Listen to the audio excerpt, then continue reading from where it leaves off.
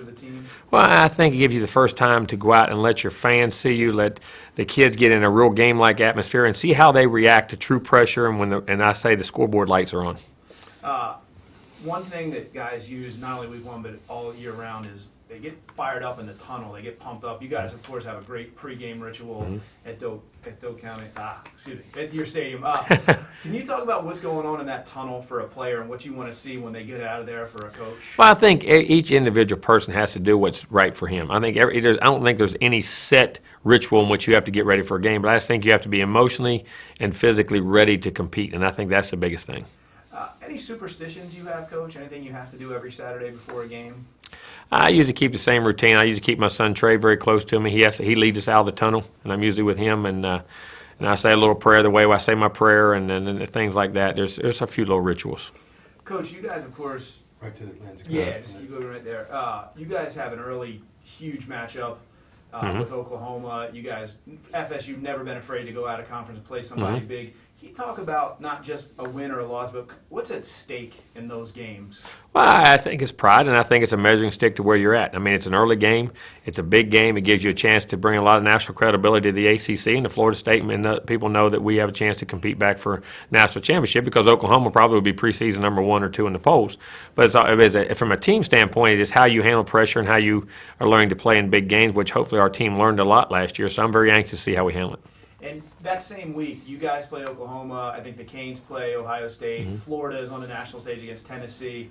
You're a guy that's been in Florida for a little while coaching, and a lot of your players from the state of Florida. Can you talk about how those guys like to represent the state of Florida, not just their school, when they're playing these big games? Well, they're very proud. You know, most of our kids, a lot of our kids do come to the state of Florida, and it's a great football state. It's one to me. It's one of the states that produce the most players year in, year out. There's a lot of pride. The coaching there, the high school coaches, everything about it. And they represent what they've came from. And they're very proud of the state of Florida and the heritage they have developed down there. So it is a big deal. Can you talk about Senior Day, Coach, what it means to you as a head coach to have your guys out there and kind of honoring them one last time? It really, I mean, you know, to go through a program for 4 years of college football, people have no idea what a kid has went through, the struggles, not only physically, but mentally, psychologically, just the challenges in which he's watched. And you watch a guy grow from an 18-year-old to a 22, 23-year-old senior and just watch him become a man. It is a very, very, to me, it's a gratifying experience. What's the toughest stadium or venue that you guys go and play in each year? Wherever, anything that's not Doak Campbell. I think all of them are tough. I don't know if there's any one tougher, and I think they're all very competitive. Any one particular place in the ACC that you can think of that's maybe the loudest besides? Yeah, Clemson's very loud. Virginia Tech's very loud. Those are two very tough places. I know that.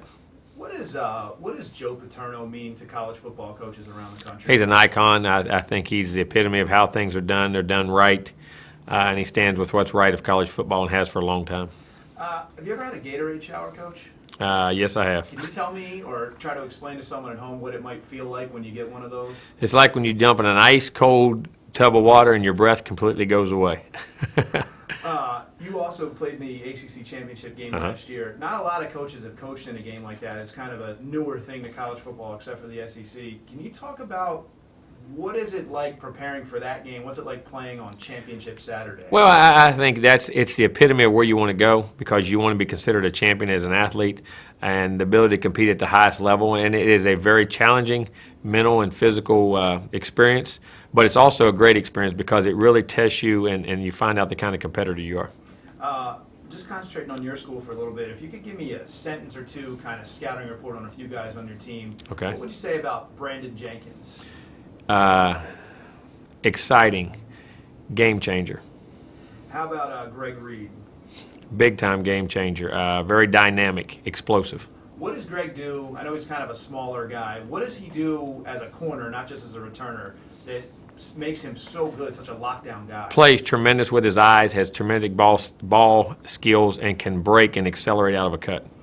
And we were talking about other stadiums around the ACC in the country before. Your stadium, I know you're probably concentrating on the game at that point, but when the chief comes out and he throws a spear down, you have 90,000 people in unison chanting and doing the Seminole War Chop. You ever just step back and look at that scene? And what's that like, being a part of that? I feel very fortunate and very lucky to be in front of such a great tradition and such a great fan base. And then for these coaches, if you could turn and just kind of look at me when you answer. It's something we've been asking all players and coaches around the country because it elicits a reaction every time. So what does it feel like to lose a football game? I don't know if you can describe it. And a lot of it, to me, depends on how you lose it. I mean, there's losing, and I think some people classify all losing together. I mean, ultimately it does, but I don't. I think your performance has a lot to do with it. But I don't know if there's one word or one way you can describe it. It's just I know one thing: you can't wait to play again. What's more powerful, a victory or a defeat? Defeat. What is there something you have to do? You said you got to prepare yourself. Is there some sort of stages you have to go through after a loss to get ready to go back out there the next day? No, it's not that. It's just that you reestablish the competitor in you. You know, the competitor in you just has to, you're ready to get back out there and get reestablished again. And Coach, this is something kind of a hot button issue around the country with players or with teams. So I'll ask you, we've gotten a few opinions on it. Should college athletes be given larger stipends, more money than they are getting now? I'm not saying necessarily put it in their pocket, but they should find out to get full scholarships and get the max in which they can, because the home situations and some of the circumstances these young men come from are very tough. And also, the guy that we're forgetting a lot of time is the middle class person. In the United States of America, the middle class person is being left out, and the guys who don't get a lot of the financial aids and get a lot of the Pell Grants and things, even from that, those guys, it allows them to get more comfortable in what they do, so they can experience and get the kind of things they need for college. How receptive would you be to allowing athletes the possibility of not the school, but being paid by outside, like for personal appearances, endorsements, those sorts of things? I wouldn't. Would be against. No, because I think you're opening up a can of worms that you can't control. And another issue that's come up is agents, runners, sorts of things that have been around. What can you, I know it's a huge problem, what can be done about that? Well, first of all, I think the NFL's got to try and help us.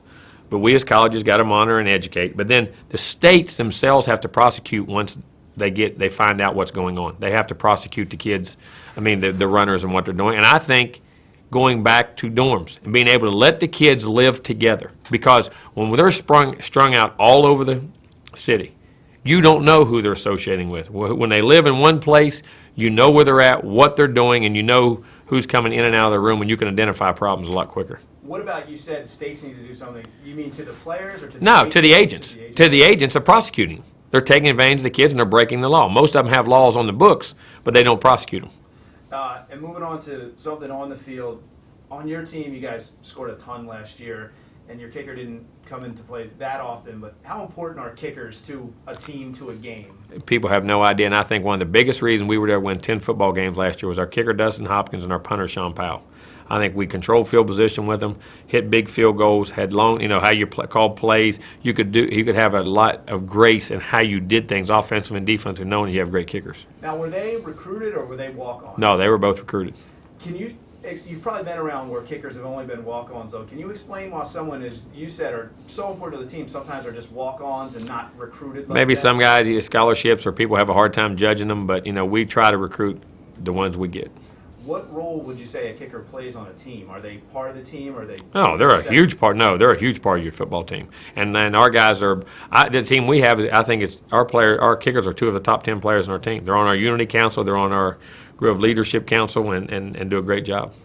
And Coach, wrapping it up here, this is Coach Corso's 20th year on our show. Wow. Our 20th year, he's been putting the headgear on. And so we're asking people, what do you think it means to not just, the individual to our show, but to the sport when that crazy old guy puts on the headgear at the end of a show? He creates atmosphere and he creates fun. He creates excitement for college football, and he makes it fun to watch, brings people to the game, and exposes our game to even maybe more people that would ever watch it. Certain people are football fans, but some come to watch, the antics and the things that Lee does, and I think he brings great excitement and joy to our game.